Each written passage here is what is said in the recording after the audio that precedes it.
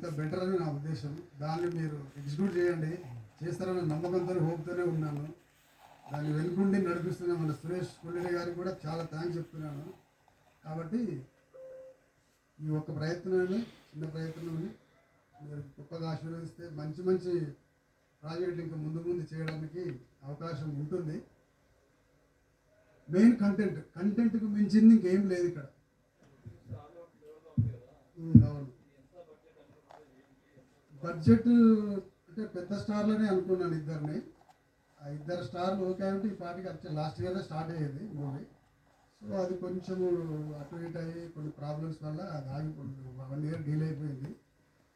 ఇప్పుడు ముందుకు వస్తున్నాను. అనుకున్న ఇద్దరిని అంటే వాళ్ళిద్దరనే అనుకునేది కానీ కాదు. యాక్చువల్లీ మైండ్లో ఎవ్వరు హీరో లేకుండా రాసుకున్న కాన్సెప్ట్. ఫస్ట్ అసలు మైండ్లో ఏ హీరోయిన్ ఎవ్వరు లేరు. జస్ట్ స్టోరీ కంటెంట్ మీద వెళ్ళిపోయాము.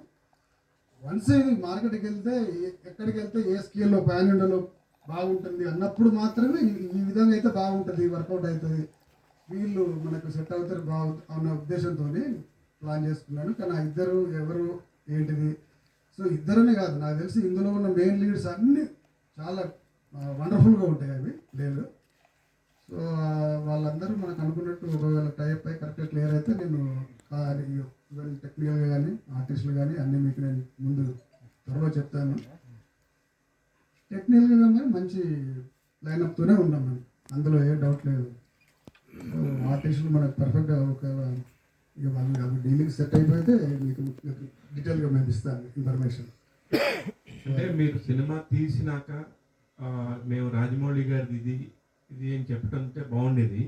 అసలు ఇంతవరకు సినిమానే స్టార్ట్ కాకముందు మీరు రాజమౌళి గారితో కంపేర్ చేసుకోవడం అనేది కరెక్ట్ కాదు ఒకటి.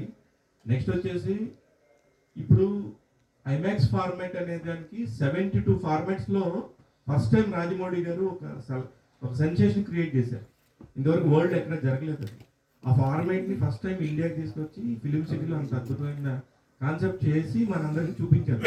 ఐమాక్స్ స్క్రీన్ ఇలా ఉంటుంది, ఐమాక్స్ స్క్రీన్లో ఉన్న ఫార్మాట్ ఇలా ఉంటుందని.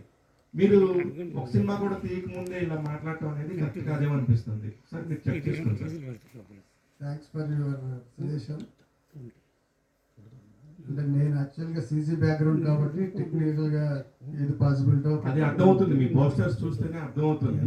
అది మీరు టెక్నికల్గా సౌండ్ ఉన్నారు కానీ బట్ మనం కంపేర్ చేసుకునే వ్యక్తులు కూడా మనకు కొంచెం సమూజ్యులుగా ఉండాలి.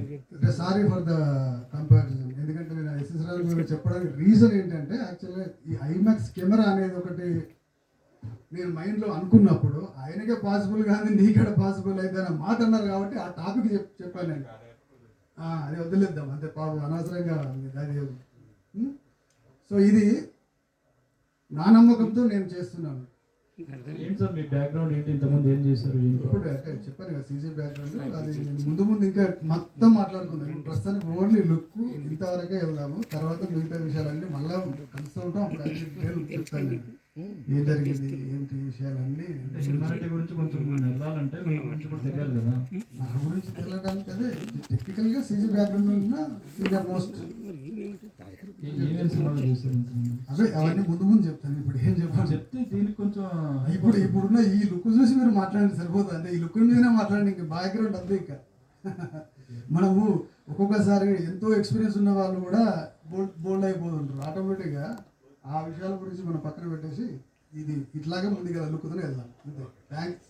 ఏదైనా మిస్టేక్ జరిగినా, ఏదైనా తప్పు చేసినా, మాట్లాడినా దయచేసి మన్నించాలి. వచ్చిన